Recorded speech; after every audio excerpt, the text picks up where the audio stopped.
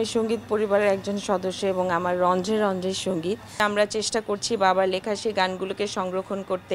সারা জীবন জুড়েই আসলে এই সঙ্গীতটাকে নিয়েই আমরা এগোচ্ছি। ভাইরাল হওয়ার জন্য আপনার সত্যিকার অর্থে শিল্পী হওয়ার প্রয়োজন নেই। আপনি যে কোনো একটা উল্টাপাল্টা কাজ করলেই ভাইরাল হতে পারবেন। আপনারা এটাকে উৎসাহ দেন কেন? আপনারা এনকারেজ কেন করেন?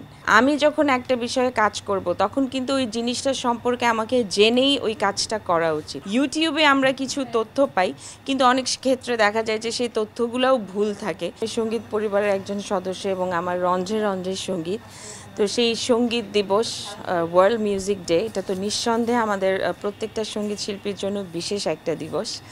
তবে আমি যে কোনো দিবসের পক্ষে সবসময় যে কথাটা বলি যে শুধু একটা দিন তো আসলে সঙ্গীত দিবস না, সারা বছর ধরে সারা জীবন জুড়েই আসলে এই সঙ্গীতটাকে নিয়েই আমরা এগোচ্ছি। তো এখন যেহেতু ইউটিউবের যুগে সারা পৃথিবীর সঙ্গে আমাদেরকে অনেকটা প্রতিযোগিতায় যেতে হয়, তো সেই ক্ষেত্রে আমি বলবো যে গড্ডালিকা প্রবাহে গা না ভাসিয়ে আমাদের নিজস্ব সংস্কৃতিটাকে, আমাদের নিজস্ব শেকড়কে না ভুলে যদি এই সংস্কৃতিটাকে আমাদের কালচার অনুযায়ী আমরা আরও সামনে এগিয়ে নিয়ে যেতে পারি, সেটা আমাদের জন্য সবচেয়ে বেশি আনন্দের হবে। তাহলে বহির্বিশ্বের কাছে, পৃথিবীর কাছে আমাদের বাংলাদেশের সঙ্গীতকে আমরা যদি সুন্দরভাবে রিপ্রেজেন্ট করি, সেটা আমাদের দেশের জন্য অনেক গৌরব বহন করে আনবে। কিন্তু এখনকার সময় অনেকটা সময় দেখা যায় যে আমরা ওয়েস্টার্ন ওয়ার্ল্ড কিংবা পার্শ্ববর্তী দেশের সবাইকে এক ধরনের, আমি বলবো যে কপি করার একটা টেন্ডেন্সি থাকে। এই জিনিসটা থেকে আমি মনে হয় যে আমরা যত দূরে সরে আসবো এবং আমাদের নিজস্ব কালচারকে আমরা প্র্যাকটিস করব, তত বেশি আমাদের কালচার আরও বেশি উন্নত হবে এবং বহির্বিশ্বের কাছে আমরা আরেকটা নতুন পরিচিত হব। এটাই আসলে আমি মনে করি। এখানে পারিবারিক ব্যাকগ্রাউন্ডের একটা বিষয় আছে, এখানে শিক্ষারও একটা বিষয় আছে। আমি যখন একটা বিষয়ে কাজ করব তখন কিন্তু ওই জিনিসটা সম্পর্কে আমাকে জেনেই ওই কাজটা করা উচিত। আমি একটি গান গাইবো, এই গানের মালিক তো আমি না, আমি হয়তো একটা কভার সং করছি। তো এই গানটা যারা তৈরি করেছেন, যারা এই গানটির স্রষ্টা, এই গানের পেছনে যারা রয়েছেন, একজন গীতিকবি রয়েছেন, একজন সুরকার রয়েছেন, একজন মূল শিল্পী যাদের গানগুলো আমরা করছি, এবং আরও অনেক শিল্পী যারা বাদ্যযন্ত্রের সঙ্গে সংযুক্ত ছিলেন। আসলে আমি মনে করি যে প্রত্যেককেই শ্রদ্ধা ভরে স্মরণ করা উচিত এবং এই কালচারটা আমাদেরকে, মানে আসলে এখানে একটা গ্রুমিংয়েরও ব্যাপার আছে। অনেক তরুণ প্রজন্মের শিল্পীদেরকেই আমরা দেখি যে স্টেজে যখন গান করতে যায়, সরাসরি গানের লাইনটা বলে গান গাওয়া শুরু করে।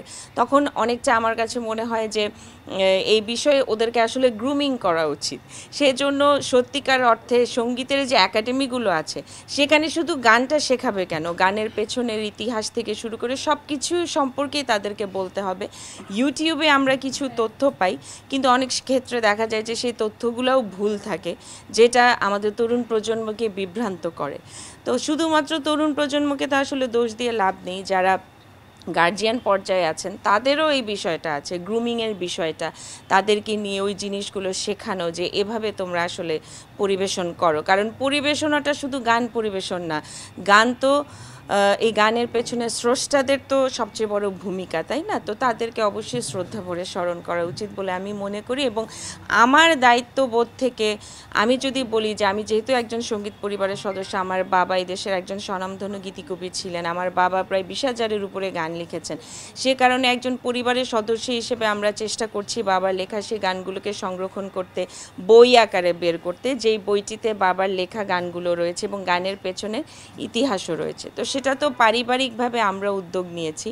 তো এই জিনিসটা যদি আরও বড় পর্যায়ে কিংবা সরকারি পর্যায়ে করা যায়, একটা আর্কাইভ করে, তাহলে কিন্তু এটা আমাদের তরুণ প্রজন্মের জন্য অনেক বড় একটা, আমি বলবো যে তথ্যের উৎস হবে।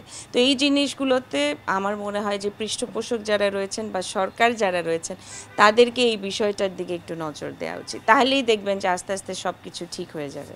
ভাইরাল শব্দটা এখন এত বেশি প্রচলিত, এবং ভাইরাল হওয়ার জন্য আপনার সত্যিকার অর্থে শিল্পী হওয়ার প্রয়োজন নেই। আপনি যে কোনো একটা উল্টাপাল্টা কাজ করলেই ভাইরাল হতে পারবেন। কারণ আজকাল আপনারা যারা চ্যানেল রয়েছেন, আপনাদের প্রতি আমার একটা অভিযোগ আছে। আমি অনেক ন্যাশনাল চ্যানেলে দেখেছি এই সমস্ত ভাইরাল শিল্পীদেরকে স্পেশাল গেস্ট হিসেবে আমন্ত্রণ জানানো হয়।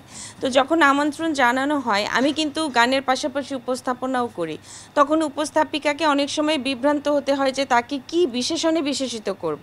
আসলে সে কি গায়ক না নায়ক না নায়িকা না অভিনেত্রী না কিছুই না, সে একজন ভাইরাল শিল্পী। কিছু উল্টাপাল্টা কাজ করে, কিছু উল্টাপাল্টা কথা বলে সে এখন সেলিব্রিটি হয়ে গিয়েছে। তা আমার কথা হলো যে এত সহজেই যদি দর্শক শ্রোতারা এনাদেরকে সেলিব্রিটি করে এবং আমাদের ন্যাশনাল চ্যানেলগুলো তাদেরকে এভাবে পৃষ্ঠপোষকতা করে, তো শুধু তাদের দোষ দিয়ে তো লাভ নেই। এখানে তো প্রত্যেকেই আমি বলবো যে দোষে দোষান্বিত। কারণ আপনারা এটাকে উৎসাহ দেন কেন, আপনারা এনকারেজ কেন করেন, তাই না? আপনাদেরও বুঝিয়ে দিতে হবে যে না, এরা শিল্পী না, এরা অশিল্প চর্চা করছে এবং এতে করে আমাদের শিল্পটা দিন দিন ধ্বংসের দিকে এগোচ্ছে, যেটা আমি দেখছি। এটাই আমার কাছে মনে হয়।